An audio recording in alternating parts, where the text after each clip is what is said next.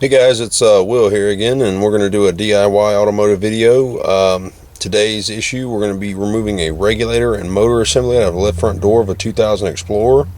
A lot of people don't want to tackle this, just being the fact that the regulators are riveted in, and there's kind of a few things you got to line up to get this thing in here right and get it removed correctly. When you drill these rivets out, it's best to go back with like some nuts and bolts instead of trying to re-rivet them again, because you never know when you got to replace it again. But this video should help you out, guys, and keep you from having to spend $75 to $100 paying somebody else to do this for you. So let's get started here. Let's take a look at the tools we've got to use first. Alright, as you can see, we've got a 1/4 inch kit there. We usually use this on every video, so I mean it's really helpful. Keep one of these on you. You got a Phillips and a flathead screwdriver. You got a little pair of wire dikes. This helps in removing some tabs or zip ties or anything. And you've got a cordless drill here. You can pick up a cordless drill at any hardware store for 50 to 75 bucks, a good one. Most of them now are 18 volt to 24 volt. This one's a lithium ion Ryobi. Works really well, guys. I got it in a kit. We paid like 200 bucks for a kit at Home Depot, and this came with it, so it works out really well. Here's our door panel we're starting off with. On this door, what we're going to do is remove the panel from the door. As you can see here, let's get down here where we can see, we have two Phillips head screws right behind the pull handle of the armrest, and you have a little cover here over your door handle itself, the interior door handle. We're going to remove that cover. That's just take a little flathead screwdriver and pry it in one of the sides, pop it loose, and continue pulling the little tabs out until it comes off completely. This just keeps the door panel from hanging up when you go to take it off. And you want to get your two Phillips head screws out, and we'll go from there, guys. Let's see what we got. Alright, now that we have our screws out of our door panel here, and we've got our interior door handle cover off, what you guys want to do is start at the bottom corner, one of the bottom corners of the door panel, and gently pull out until your tabs release.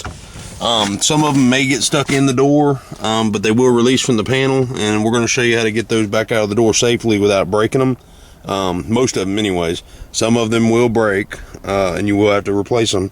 You can pick these up at a little door tabs. You can pick them up at a junkyard, or go to a Fastenal store or a parts store and pick them up, a couple bucks a pack. So let's get our door panel completely off, guys, and see what we're dealing with.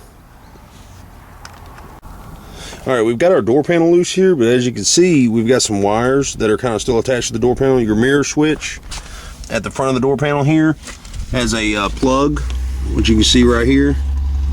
Let's see, right there. What you want to do with this plug is you want to take a flathead screwdriver, put it up under here, and pull back on the plug. That will release it from the mirror. Your door switch itself, basically it hooks in from the back side of the door panel. When you take those two screws out that we took out earlier, you can see the holes there. As soon as you pull the door panel off, this will release inside the door. There's no need to actually take the plug off of the switch itself. Just leave it kind of dangling there, guys. It'll be one less thing for you to have to do. So let's get our plug off of our mirror switch here, and let's get this door panel completely out of the way, and we'll go from there. Okay, now that our door panel is completely removed, you'll notice you have some black insulation here. This stuff, sometimes it can be saved, sometimes it can't. This seems like we might be able to pull this whole thing off in one piece. When you're putting it back, you can use like some black silicone or some double-sided 3M tape or something to put it back if you like. It's not a necessity to have it in the door. It just helps deaden some of the sound in the doors when you're opening and closing the doors. So what we're going to do is we're going to use our little wire dikes to pull these tabs out here for these wires, to get these out of the way so we can finish removing our insulation and get a look at the inside of the door. Let's get that done for you. Alright, as you can see, guys, we got our insulation off. What we're going to do now is we need to get this glass down far enough to where we can remove it from the regulator track. So what I'm going to have to do, being this is a wrecked vehicle and there is no power to it, this is the main plug for the window motor here. I'm going to have to cut this electrical tape back with a razor blade knife, and I'm going to actually have to cut the wires on the body side so I can strip those two wires and use my drill battery to let the window down. But if you're in your vehicle, obviously you don't want to do that. So what you can do is either turn your key in the on position, whether you're replacing the glass or the regulator. Turn your key in the on position. The user switch is still hooked up right here. Okay, see our switch is still there in the door.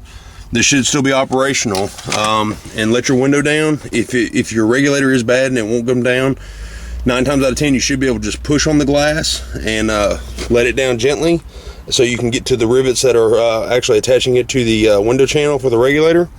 So let's get this window out of here, guys, or get it down so I can show you what we're gonna have to do to actually get it out, and we'll go from there. All right, we've got our window let down just enough to where we need it to get these rivets off the track so we can remove the window. I really apologize, guys. I forgot to say we are going to need a hammer for this. I don't know why I forgot that when we're doing the tool overview. But let's see here. If you look inside, this is the edge of the door here, as you can see. If you look inside this hole here, we let the window down just enough. You'll see a rivet on the track. There's one on the left side, and then there's going to be one on the right side, which will be positioned right there. So what you want to do, guys, is take your Phillips head screwdriver and put it up against the center of that rivet and knock that center in with a hammer.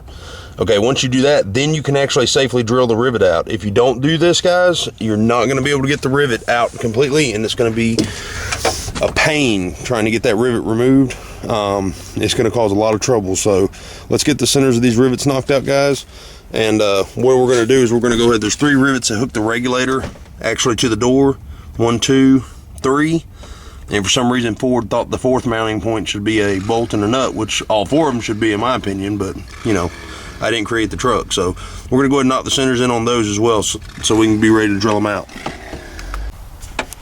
All right, we've got our 2 rivets drilled out of our door glass track there.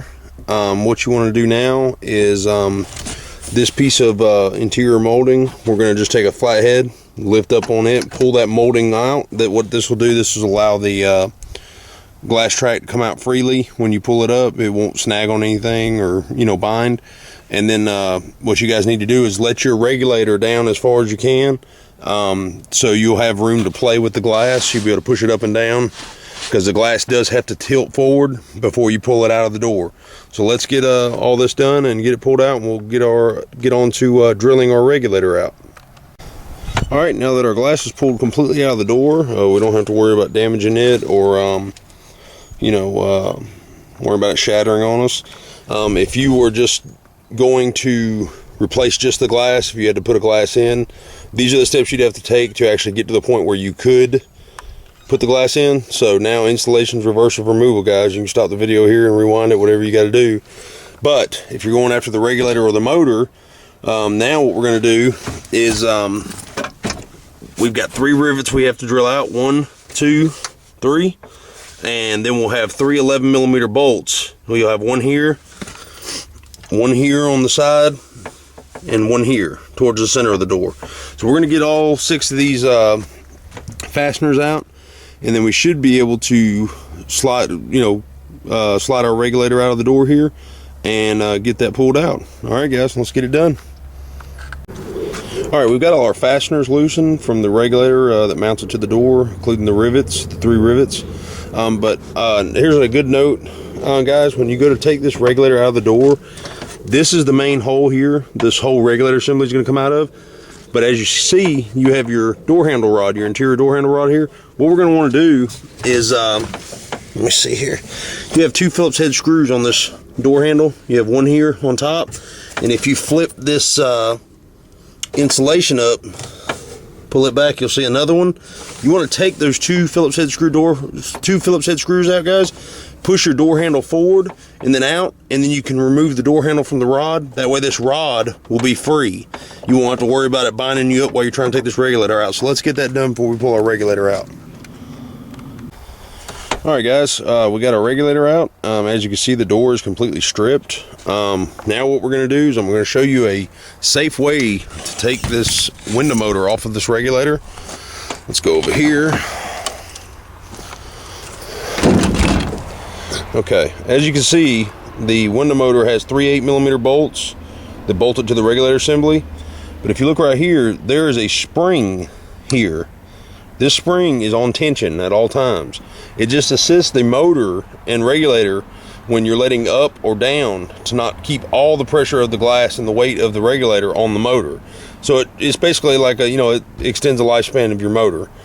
So, but that spring's in the way. If you unbolt these 3 bolts here for this motor and just try to take it off, this thing can snap back and actually cut your finger off. So what we're going to want to do is we want to get an 8mm socket, put this whole regulator assembly on the ground, just as it's laying now, with the bolts facing up where you can actually get through them, and put your foot right here on these arms. So just put one, you ain't got to press down really hard, just keep it held while you get these 3 bolts out. And then when you get done, let your foot off, the regulator will snap, okay, and then you can get your motor off. Obviously, if you're just replacing the whole unit, you don't have to do this. If you go to a junkyard or go to the parts store and buy the complete unit, you don't have to do this step. So but this is going to show you how to do it safely without losing a digit, guys. So let's get that done. Okay, as you can see, we got our regulator assembly there, and we've got our window motor here. We've got them both separated. Take a good look at them. That spring just keeps tension on that regulator at all times, guys, so it's really dangerous. You can really get hurt really quick. So, but I hope this helps, guys, and if you got any questions or comments, leave them in the feedback section, and I'll try to answer them as quick as I can. I appreciate all the support, and if the video helped you and you enjoyed it, hit that like button and subscribe for everyday daily DIY videos for automotive. So we'll see you next time. God bless.